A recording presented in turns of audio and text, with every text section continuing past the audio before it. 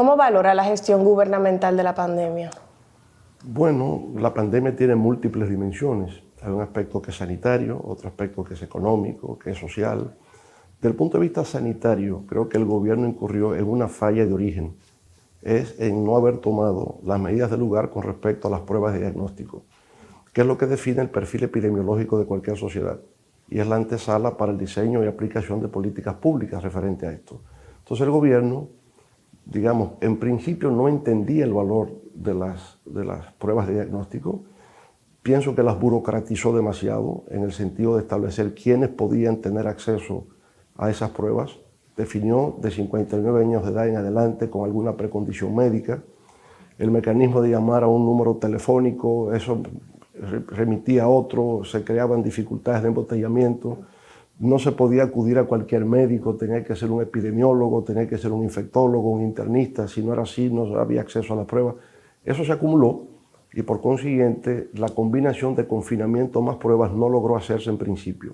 Y creo que se está reflejando incluso en estos momentos. El no haberse hecho eso a tiempo está generando que en el momento actual se hable de un rebrote, pero es justamente el hecho de que desde un principio no se tomaron las medidas del lugar. Es decir, hubo una falla gerencial, pero al mismo tiempo de comprensión de la magnitud del fenómeno y cómo empezar a tratarlo. ¿Cree que se está politizando la forma en la que se gestiona desde el gobierno el tema del coronavirus? Sin duda alguna.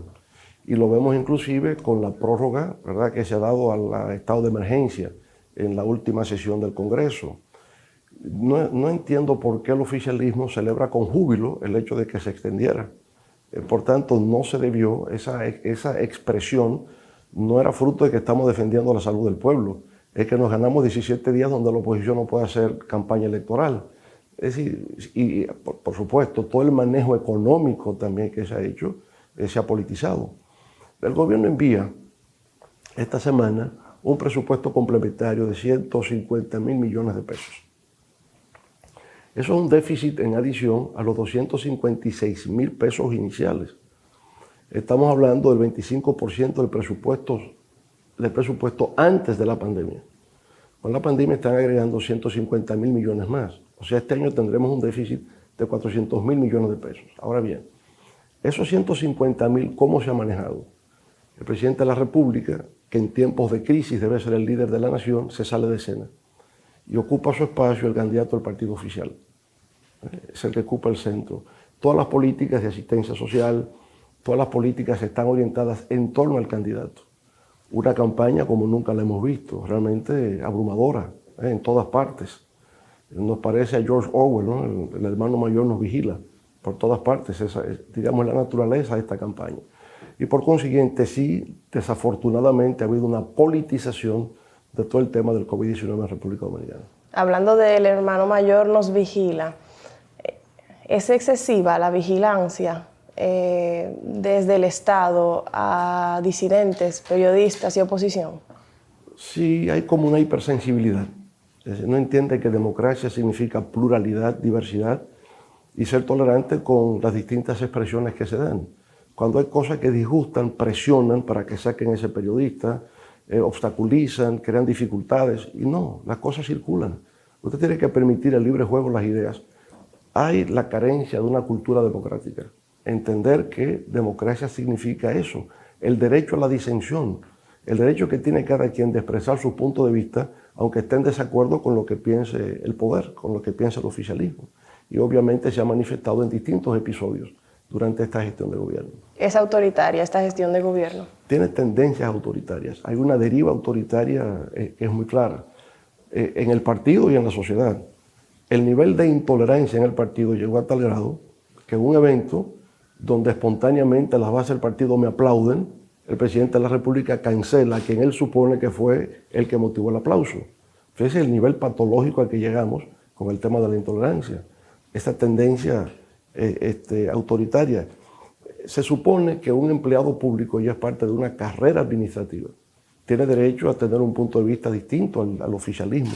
Y sin embargo, por el hecho de opinar de manera distinta, los cancelan. Por tanto, todas esas son expresiones de autoritarismo que se están dando en el gobierno dominicano. Volviendo al tema de la pandemia, Parecería ser que su posición acerca de las AFPs y la posibilidad de retirar una parte de los fondos ante la crisis y demás ha variado entre abril y mayo. ¿Es así o ha sido una mala comprensión de lo que usted ha dicho? No.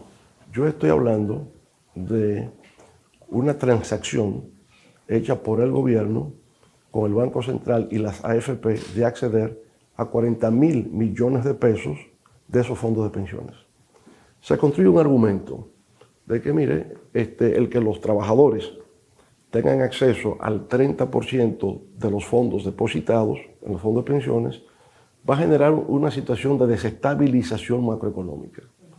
Tanto dinero en el mercado va a presionar la tasa de cambio, generará inflación y una alteración de la estabilidad de los indicadores macroeconómicos. Me parece buen argumento, perfecto. Ahora, usted dice eso cuando los trabajadores piden el acceso al 30% de sus recursos, sus fondos. Pero usted entonces, ¿por qué hace una transacción emitiendo bonos del Ministerio de Hacienda para obtener 40.000 millones de los fondos de pensiones? El argumento que usted construye contra los trabajadores debe ser también válido para usted. Por consiguiente, lo que yo he dicho es, esa operación de los 40.000 millones que ya se ha hecho, que se oriente su ejecución en favor de los trabajadores. Y por consiguiente ya se asumió como deuda del Estado, pagadera al 2030, 2035, 2040, perfecto. Se dice que los trabajadores no tengan que acceder a sus propios fondos para resolver la crisis. Bien, ya el gobierno lo ha hecho por ellos. Por consiguiente, reorientar ese gasto en favor de los trabajadores, que sean ellos los que asuman esos 40.000 millones de pesos, dentro del marco de lo que han solicitado. Porque ahí hay otra cosa, Carolina. En esa emisión de bonos del Ministerio de Hacienda se plantea 10.000 millones para infraestructuras. ¿Qué tiempo le queda a este gobierno? Estamos ya en el mes de junio. O sea, le quedan 45 días de gobierno, 50 días. ¿Cuáles obras de infraestructuras? ¿Alguien sabe cuáles obras de infraestructuras? ¿Cuáles son las firmas de ingenieros que están realizando esas obras de infraestructuras? ¿Se han hecho bajo concurso? ¿Son obras nuevas? ¿Son obras que están ejecutadas? Nadie sabe. Son 10.000 millones para campaña electoral. Pagarán a unos ingenieros y le quitarán un porcentaje que se va a aplicar a la campaña. Es eso.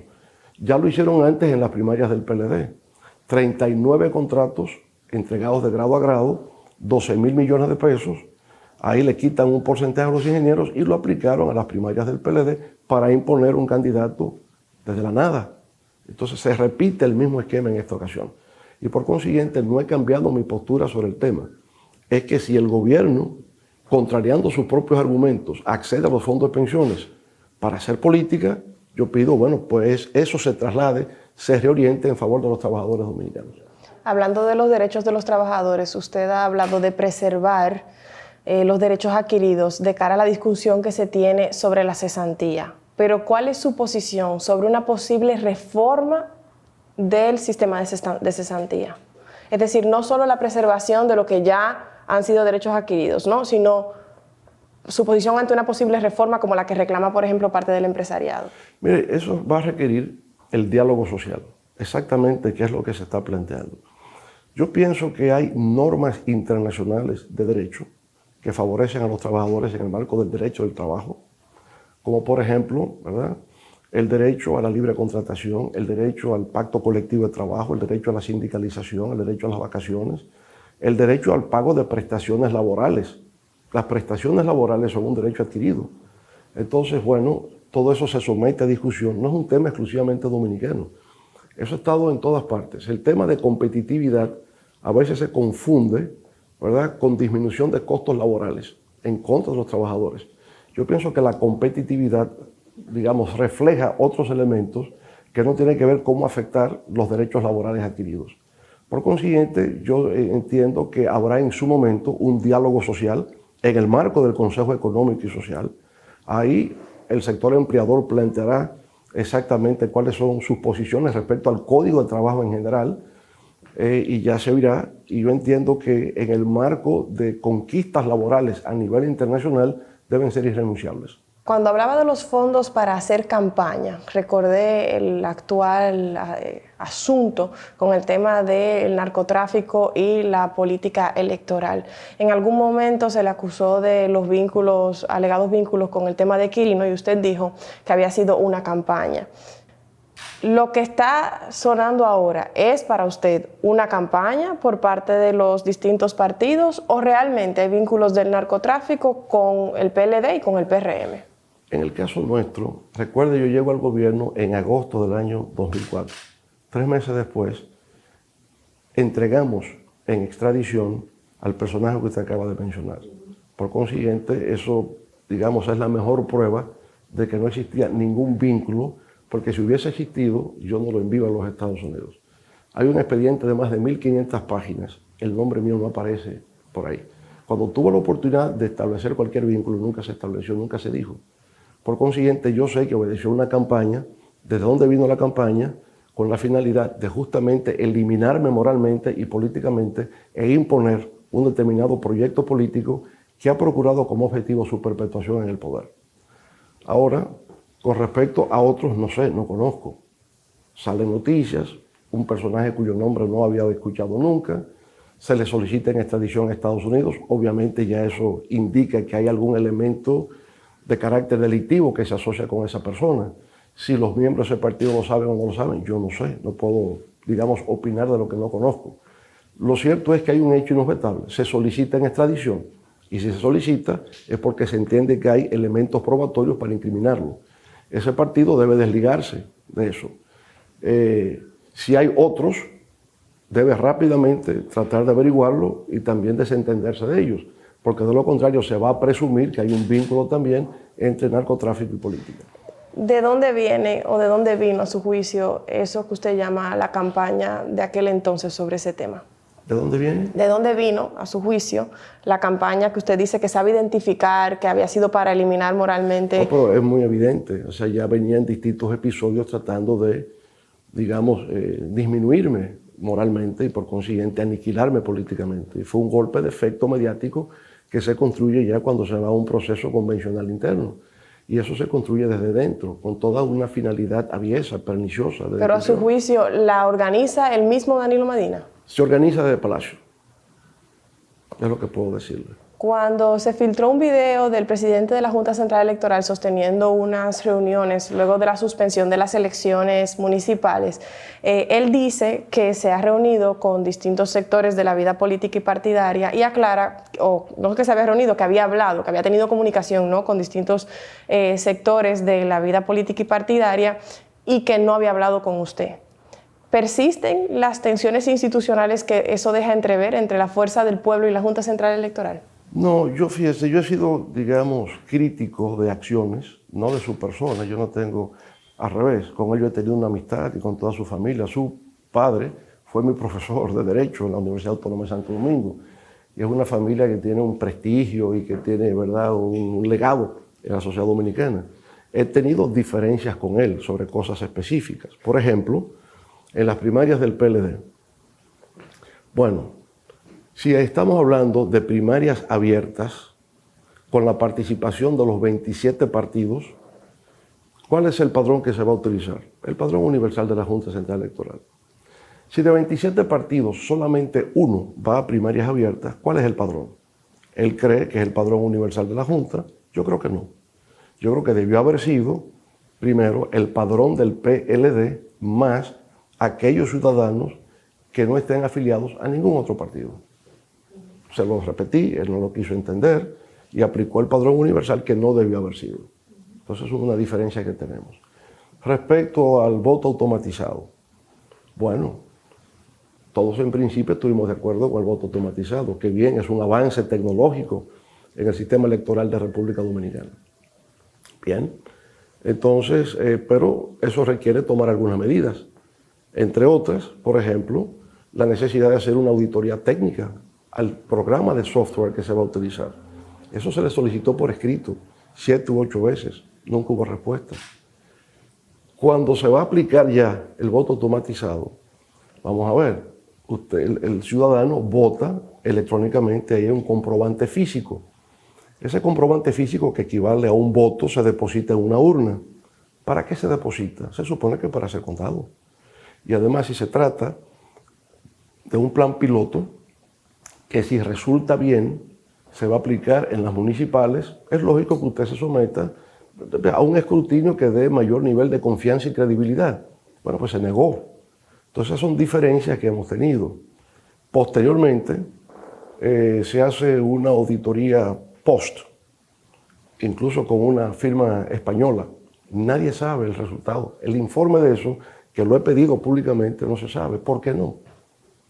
Se publicó un comunicado donde esa empresa decía, la empresa española, que el sistema del voto automatizado y el programa de software era robusto, creíble y garantizaba elecciones transparentes. Bueno, ya sabemos lo que pasó el 16 de febrero. No se pudo por un fallo en el sistema. Luego viene la OEA y emite un informe, 21 hallazgos sobre el programa de software, que yo llamo hallazgos en el lenguaje diplomático, 21 acusaciones, donde dice que efectivamente ese programa de software no garantizaba la integridad electoral. Y no la garantizaba después que IFES había sugerido añadir 9 capas de seguridad al programa de software. Imagínense si habiéndole añadido 9 capas de seguridad, lo que pasó entonces el 6 de octubre cuando no tenía esas 9 capas adicionales. Es decir, yo pienso que en el lenguaje de la OEA ha habido debilidad gerencial por parte de la Junta, es lo mínimo que puede decirse.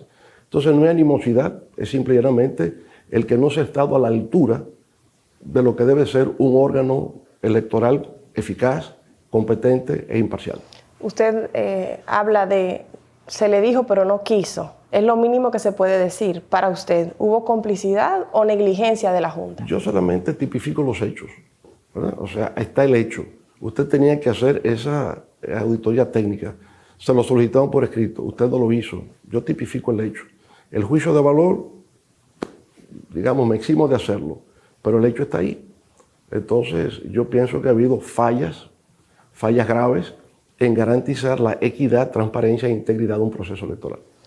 Hay acusaciones en la política que no se hacen francamente al aire. Se dejan entrever, y usted lo sabe mejor que yo, en ciertos discursos, como por ejemplo el de Temístocles Montaz tras la suspensión de las elecciones, y bueno, se ponen a correr, vamos a decir, tras bastidores. Y una de esas acusaciones es que algún tipo de personal operativo de la Junta, vinculado a la pasada gestión de la Junta, que ahora es cercana a usted políticamente, estaría detrás de lo que sería el sabotaje de las elecciones municipales pasadas.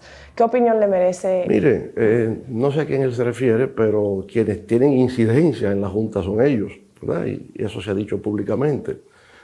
Pero es sintomático que ese personaje al que usted hace referencia, al momento de suspenderse las elecciones municipales del 16 de febrero, dice que en el conteo de ellos tenían 116 alcaldías ganadas.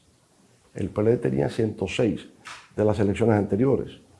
Él proyectó que habían sumado 10 más, o sea que ellos estaban en una posición de mayor apoyo del electorado dominicano. ¿Por qué se hacía eso?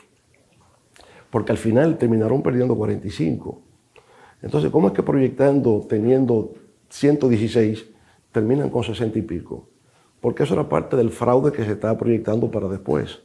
La idea de, mira, sacamos mayor número de alcaldías con respecto a lo que teníamos, por consiguiente eso garantiza el triunfo en primera vuelta en las próximas elecciones presidenciales. No fue así.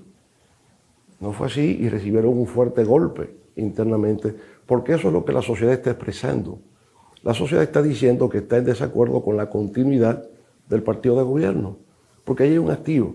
Eso que usted señalaba previamente, bueno, es que hay una intolerancia, hay una imposición desde el poder. Yo hago lo que me da la gana, no hay límites a nada, no hay escrúpulos para hacer lo que tenga que hacerse. Y la sociedad ha reaccionado frente a eso. Y ese fue el primer castigo que se produjo. El primer castigo desde el punto de vista electoral. No es como ustedes creen. Hay que respetar las reglas de juego. Estamos en democracia. ¿Cree que Estados Unidos tiene reservas, y lo digo por la llamada de Pompeo al gobierno el año pasado, con la voluntad de perpetuación quizás de un mismo proyecto partidario y político en el gobierno? Mire, es muy lamentable, digamos, que desde Estados Unidos tuviesen que intervenir en un problema que debió haberse resuelto entre nosotros los dominicanos, el problema de la democracia. Cuando nuestra generación, la de su padre, la mía, siempre quiso que fuera en democracia y la que nos antecedió, Cuando el proyecto democrático se vio obstruido, porque no podía haber elecciones libres, porque si había elecciones había fraude, si se ganaba daban un golpe de Estado, surgió el proyecto revolucionario. Y el proyecto revolucionario era el proyecto radical de, digamos, confrontación con el orden establecido y la construcción de un orden revolucionario nuevo, que ya ha dado lugar, ¿verdad?, a muchas discusiones en el mundo contemporáneo sobre la viabilidad del proyecto revolucionario. Ya hoy el proyecto revolucionario no es viable. Imagínense que tampoco lo sea el proyecto democrático. ¿Hacia dónde vamos? Hacia la sociedad del caos, hacia la sociedad, digamos, de la anarquía. Y donde eso existe, nada puede prosperar, nada puede progresar. Usted necesita estabilidad política democrática en un país como principio fundamental para que haya progreso, para que haya orden, para que haya estabilidad. Entonces, cuando se llega al poder, usted tiene que someterse a las reglas del juego democrático. La Constitución por la cual se jura dice, usted fue electo por 4 años y no hay reelección. Usted tiene que respetar eso. Porque cuando viene el irrespeto a esas normas, es cuando viene la desconfianza de la población hacia el sistema y todo se descompone a partir de ahí. Y por eso es que hemos estado luchando, a retornar a los principios de funcionamiento de la sociedad, cómo es que debe ser, y someternos nosotros a las normas que nosotros decimos que vamos a respetar y que promovemos. Y hay una cultura de que no es así. Usted oye declaraciones de diputados vinculados al partido oficial. Esto no es Suiza. Nosotros no somos suizos. Aquí se sabe cómo son las cosas. El poder es para usarse. El poder se usa y el que tiene el poder se impone. Y no es verdad. No es verdad. El que tiene el poder no tiene por qué imponerse. El soberano es el pueblo y el pueblo es que decide. Hay una diferencia quizás entre el Leonel de 1996 y el Leonel de ahora. ¿Siente que se ha vuelto más conservador? No, pienso que el Leonel de ahora es mucho más experimentado, ¿verdad? El Leonel de ahora tiene más experiencia, ha vivido cosas, ha vivido crisis, comprende mejor la naturaleza humana, comprende mejor el alma humana. Y por supuesto eso es el paso de los años, es el hecho de haber estado en posiciones de mando, ver cómo la gente se comporta cuando usted está al mando, ver cómo se comporta cuando usted no está. Entonces vivir eso, ¿verdad?, es lo que le da a usted el conocimiento, la sabiduría para entender las cosas en su verdadera dimensión y en su realidad. Usted mencionaba declaraciones de legisladores hace solo un segundito. ¿Qué opinión le merece el caso de Odebrecht y la investigación? Bueno, el caso Odebrecht está en la justicia. Corresponde a la justicia hacer toda la labor de investigación, de persecución, de sometimiento y de castigo si haya lugar. Es un sistema que está en el ámbito judicial. Hay una parte importante de las obras de Odebrecht que se cuestiona en el caso, que fueron ejecutadas o consignadas durante su gobierno. ¿Siente seguridad del manejo de su gobierno frente a esas obras? Yo le digo, el caso de Odebrecht está en la justicia. Corresponde a la justicia examinar cada contrato en específico, cómo fue que se produjo, y si hay alguna irregularidad, establecer las sanciones del lugar. Punto. Así es como debe ser. Ahora, un gobierno implica la participación de mucha gente en cada proceso, ¿verdad? Son contratos que se suscriben, que están sujetos a la aprobación del Congreso. El Congreso tiene una pluralidad de actores, de partidos políticos. A ellos les corresponde ser el poder vigilante del Poder Ejecutivo. Esa es su función. Si hay irregularidad, si hay alguna falla, entonces ellos deben reaccionar y poner las cosas en orden. De tal manera que cuando hay dudas, cuando hay acusaciones, la instancia a la que le corresponde aclarar es al Poder Judicial.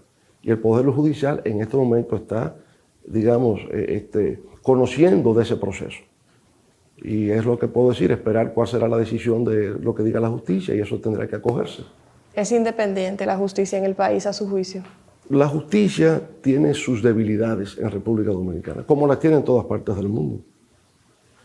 Usted ve en Estados Unidos recientemente, ¿verdad?, digamos, un acto de opresión de un policía blanco que le coloca su rodilla a un afroamericano, ¿verdad?, en su cuello hasta que lo mata. Y ese es el país más poderoso del mundo, donde se habla de la justicia y se habla de todo. De manera pues que la justicia no es perfecta, la justicia tiene debilidades, siempre tenemos que reflexionar y replantearnos cómo seguirlo mejorando. Pero si usted compara lo que es hoy con respecto a cómo era, yo pienso que ha habido avances. Por ejemplo, hasta principios de los 90, ¿cómo se escogían los jueces? El Senado de la República. A todos los jueces, jueces de paz, de primer grado, de apelación, de supremo, todos, lo escogía el Senado. Con la reforma constitucional de 1994 creamos el Consejo Nacional de la Magistratura. Es un órgano colegiado, donde están todos los partidos y están los tres poderes. Está el Ejecutivo, está el Judicial, está el Legislativo, el partido oficial y el partido opositor. Ahí está la representación institucional del país solo para escoger a los jueces de las altas cortes. El resto entra hoy día por concurso al mérito. Y el concurso al mérito significa incluso que el aspirante tiene que ser un egresado o de la Escuela de la Judicatura o de la Escuela del Ministerio Público. Ese es un avance, porque la persona entra no por amiguismo, no está entrando, si hay amiguismo, ya es una distorsión del sistema como tal, ya es una falta. Pero la concepción y el diseño del sistema es para que fuera en base al mérito, en base al talento, en base a la honorabilidad, en base al compromiso que la persona va a tener con el sistema judicial. Por tanto, debe ser independiente. La justicia es muy diversa, es justicia penal, es justicia civil, comercial, laboral, es muy diversa, es de tierras. Bueno, los casos que generalmente se cuestionan son casos que tienen que ver como con la política. Pero en sentido general, los jueces, tenemos que entender, hay muchos jueces probos, hay mucha gente capacitada que está en el día a día en su labor, que no aparece en la primera plana de los periódicos, son personas sacrificadas, ¿verdad? Y que merecen nuestro reconocimiento en el ámbito judicial. ¿Que hay cosas por resolver? Sin duda. ¿En qué lugar del mundo no? En todas partes. La democracia y sus instituciones son por naturaleza sujetas de perfeccionamiento continuo. No hay una institución que usted diga esta es modélica para siempre, ¿no? Está sujeta a transformación. Entonces no cabe duda que en el aspecto de transparencia, rendición de cuentas, todavía hay mucho que avanzar en la sociedad dominicana. Es cierto, bajo cualquier parámetro sensato, de que en materia de independencia de la justicia las reformas estructurales de los años 90 representaron un avance, pero también es cierto, bajo esos mismos parámetros, que la reforma constitucional del 2010 devolvió a la justicia quizás a estadios anteriores, sobre todo con la modificación de la composición del Consejo Nacional de la Magistratura. Tiene una opinión diferente porque fue una reforma constitucional que se impulsó cuando usted era presidente del gobierno. ¿Qué piensa acerca de la actual composición del Consejo? ¿En qué sentido hubo una involución? Bueno, porque al ser primero de 8 miembros, ahora, tras la reforma de 2010, hizo que el presidente, que tiene naturalmente un poder político, presentar un voto calificado, le da una segunda silla al Ejecutivo. Esa misma reforma constitucionaliza que el procurador es de libre nombramiento y remoción por parte del presidente, atando constitucionalmente ese vínculo de la política con la justicia. La Constitución del 2010 es la revolución democrática institucional de la República Dominicana. La consolidación institucional de la democracia nuestra está en esa Constitución del 2010. Con respecto a quién nombra al procurador, eso está en todas las constituciones del mundo, no en la nuestra. Pero en la nuestra no estaba hasta el 2010. Siempre ha sido así. ¿Quién nombra al procurador? Pero no estaba en la Constitución. ¿Pero quién lo nombra? El presidente. Y estaba en la Constitución, ha estado en todas las constituciones. ¿Por qué razón? Porque el Ministerio Público es el representante del Poder Ejecutivo ante la Administración de Justicia. La gente tiene la falsa concepción de creer que el Ministerio Público es parte del aparato judicial. No lo es. El Ministerio Público es representante del Ejecutivo ante la Administración de Justicia. ¿Quién nombra al procurador en los Estados Unidos? El presidente. ¿Quién nombró al actual procurador William Barr en los Estados Unidos? Donald Trump. ¿Y quién nombró a Robert F. Kennedy como procurador en los Estados Unidos? Su hermano John F. Kennedy, procurador. ¿Quién nombra al procurador en Francia? El presidente de la República. En todas partes es así. Así es como funciona la democracia. El procurador es nombrado por el presidente de la República, en todas partes. La Constitución del 2010 no significó en ese aspecto un retroceso institucional. Siempre ha sido así porque es la base de cómo funciona el aparato judicial. Entonces, ¿usted no entiende que es necesario modificar la forma en la que se designa el titular de la Procuraduría para garantizarle mayor independencia del sistema político? En eso hay un error, en creer que la independencia está en la designación. En todas partes, insisto, no es República Dominicana. ¿En qué lugar del sistema democrático quien designa al procurador no es el presidente de la República? Pero es que hay otros controles, por ejemplo. Puede haber otros controles, pero no quien designa. No quien designa. Designa porque es un tema digamos, del organigrama institucional del Estado.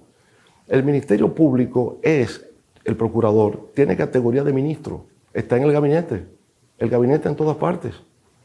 Porque es la confusión de creer que es de la justicia son los jueces. El Ministerio Público, desde antes del advenimiento de la República, porque digamos el derecho dominicano es derecho francés, es derecho continental. Desde antes de la República en Francia, cuando existía la monarquía, el Ministerio Público era el representante del rey ante la justicia. Es el que hace la acusación en nombre del rey. Es el que hace la acusación en nombre de la República, pero como parte de la institución del Poder Ejecutivo. ¿Qué opinión le merece lo acontecido en el actual Consejo Nacional de la Magistratura en la evaluación de la magistrada Miriam Germán? Gravísimo, gravísimo, imperdonable. Nunca debió haber ocurrido ese episodio tan bochornoso. Si había algo en su contra, se trata privadamente, no humillarla. Eso fue un acto que generó una repugnancia total por parte de la sociedad dominicana. Ella no se merecía eso. No se lo merecía como profesional, no se lo merecía como una juez meritoria, con una larga carrera. Yo la conozco, yo litigaba en su tribunal. Una larga carrera de una persona que se le reconoce, que ha actuado con independencia, que ha actuado con criterio, que ha actuado con espíritu de justicia. Esa es Miriam Germán. Entonces no se merecía eso, en absoluto. Y que lo hiciera el procurador, mucho menos. Porque no fue un interrogatorio, le estaban abriendo un expediente públicamente allí. Eso no estuvo correcto. Y por supuesto, desde un principio me manifesté en contra, lo repudié. Sobre el tema de la impunidad, como jurista y estadista, ¿cuál es su posición sobre la permanencia de la figura del indulto? Bueno, el indulto es una institución jurídica también universal. Es una especie de perdón, es una especie, digamos, de concesión de libertad sobre la base de haber reconocido el delito, pero se concede el perdón. Eso no es solo República Dominicana, eso está concebido en la institución jurídica a nivel universal. ¿Se va confiado a las elecciones con la Junta, ya que se eliminó el voto automatizado? Yo me he confiado a las elecciones confiando en el pueblo dominicano. En el pueblo dominicano fundamentalmente, que es el soberano. En una entrevista reciente usted dijo que el candidato del PLD no tenía una opinión sobre nada. Y sobre Luis Abinader, ¿qué piensa? Digamos, yo no estoy aquí para hacer la apología de nadie, ni tampoco hacer la acusación frente a nadie. Yo simplemente observo un fenómeno ante una persona que se proyecta como posible presidente de la República y que yo creo que eso representa un peligro para la sociedad dominicana. Luis Abinader es un candidato con luces y sombras, como lo soy yo, con luces y sombras. Pero en el caso específico del candidato del partido oficial representa un elemento de peligrosidad. Y es el hecho de que si yo observo una persona que no logra conectar un problema neurolingüístico, cerebro-lenguaje, y que está hablando una cosa y le corrigen inmediatamente y vuelve y lo reitera, yo creo que hay un problema. Es decir, bueno, el caso reciente sobre independencia y descubrimiento de América. Hace 500 años que se fundó la República. Le corrigen, no, nada más 200, vamos a llegar a 200. Ah, sí, 200. Y vuelve y repite que hace 500 años la República hay un problema. Entonces yo pienso que cuando una gente tiene un problema de ese tipo, ya no es un asunto de carácter individual de él. Es que si usted va a dirigir el destino de la República, yo tengo que saber que usted funciona bien. Y por eso es que me he referido a eso. Con lo otro yo puedo tener diferencias de políticas públicas, diferencias de propuestas, pero cuando se trata ya de la conformación de la personalidad, digo, bueno, espérese, aquí yo estoy observando un problema que trasciende al individuo, puesto que si él va a dirigir este país y tiene ese problema, esto puede ser una crisis adicional. Yo sé que esto que estoy diciendo, que no es mi estilo, porque yo suelo no referirme a las personas, y él conmigo ha tenido siempre una actitud afable, amigable, cordial, de manera que no tengo nada personal en su contra, pero sí he dicho que habiendo compartido con él un espacio político durante 5 años, yo nunca escuché su voz, que yo no conozco el metal de su voz. Él nunca levantó la mano para opinar sobre nada. Y me llama la atención que una persona que está en la política al más alto nivel y que no pueda opinar sobre nada me llama la atención. Y que ahora cuando opina lo hace tan desafortunadamente. Entonces yo creo que, sin duda alguna, el que va a dirigir un país tiene que tener determinadas condiciones mínimas y yo no las veo en él. ¿Cuáles son las posibles alianzas en caso de una segunda vuelta a la que estaría dispuesta la Fuerza del Pueblo?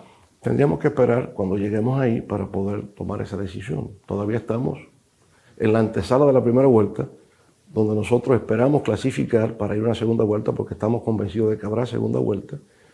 Y entonces, bueno, si nosotros logramos clasificar, le aseguro que vamos a ganar las elecciones. ¿Es imposible una alianza a la Fuerza del Pueblo PLD? Mire, yo le diré lo siguiente. Nosotros tenemos una alianza siempre con las bases del PLD. Nuestra diferencia es con la cúpula del PLD. Con las bases siempre estaremos aliados. ¿Hay un acuerdo entre expresidentes de no perseguirse judicialmente? No, ese acuerdo no existe y no puede existir. Si un presidente o quien sea incurre en algún acto violatorio de la ley, pues debe ser responsable y debe aclarar eso, ¿verdad? En absoluto. Nadie está por encima de la ley. Al contrario, el presidente debe ser, ¿verdad?, un garante del cumplimiento de la ley y de la Constitución.